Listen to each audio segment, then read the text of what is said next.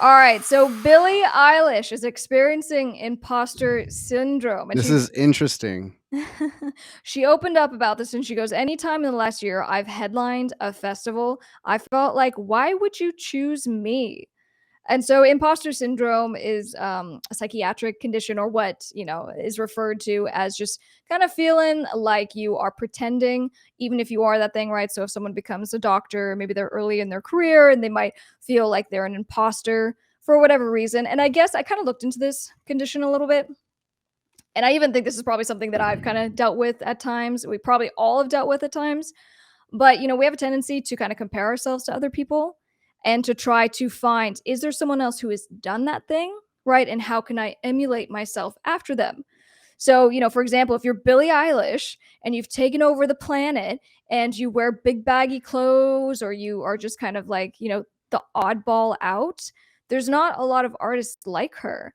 And so she Mm. she, she kind of talked about like, well, when girls or female, pop stars do shows, they have choreography and backup dancers and big lights. And so, I'm not that. And she even went on to be like, it's almost unfair because like guys can get on stage and do basically nothing and and that's okay. And there's plenty of guys that get on stage and do nothing. There's nothing I dislike more than going to a show and watching a band or an artist just stand there. Like, it's terrible. I've seen Billie Eilish shows. Like, she goes off. She is, one hell of a performer. She always sounds great live. It's unfortunate when people have a hard time enjoying the moment, enjoying their success, and not um that still deal with things that we all deal. I mean, we're all human, so we all deal with, like, self-esteem issues and just feeling like, at times that maybe you're a fraud because you're not good enough. I know for myself, when we're getting into the studio and maybe we're starting a new project, I'm so intimidated anytime I start any kind of new project, because I'm like, ugh, like, what if I can't write anything good, like, and I'm calling myself a music producer, and you got to go through those steps. But then, you work through them and then you go, oh yeah, like, write some songs.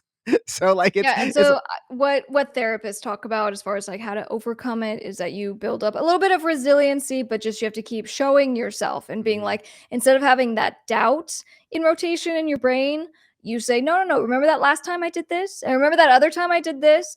These are all the reasons why I'm dope as shit as a music producer and I'm gonna kill it. And so you kind of just change the narrative in your brain because it's your brain lying to you, basically. It's got to be tough being Billie Eilish because, she is, obviously an incredible artist, incredible talent. Her and her brother Phineas together are an incredible team. It's got to be a weird thing when you become, because not every artist gets super fans. And then not even every artist gets the kind of super fans that want to be like them. Like, you know what I mean? Like, to where they want to dress like them, where they want to take their style. Like, Billie Eilish has created a whole generation of people dressing like Billie Eilish. You've never And seen so many green roots I'm telling in you, people's hair. it's got to be a weird thing when you're just going out, just kind of doing your thing, and then, and then everyone's just trying to, like, kind of do, like, you feel this. You don't necessarily want to be a role model, but then you end up getting it thrown on you, and then you have all that pressure. And then if you want to dye your hair blonde or look differently and not wear something baggy, you're going to get crazy criticized for it when you're just trying to do the thing that, made you get where she's like one of the biggest success stories in music, coming from basically SoundCloud from her bedroom with her brother to being one of Right. the biggest artists, telling every record label, no, no, I'm not working with any of the producers. This is how it's going to be, or it's not going to be. And the record label bowing down to an artist that didn't have any cloud other than SoundCloud. Like, you got to be kidding me. Like, Yeah, no, so in it's all unfortunate. actuality, she's doing just fine, but I thought that was a very human thing of her just to admit that.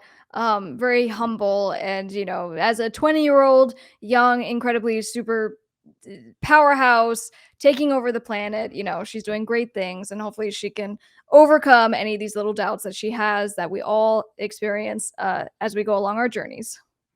Yeah, no, and just she has a real responsibility. I feel like that she does take with her fans with the messages in her songs and stuff like that. So she's always struck me as a very honest person.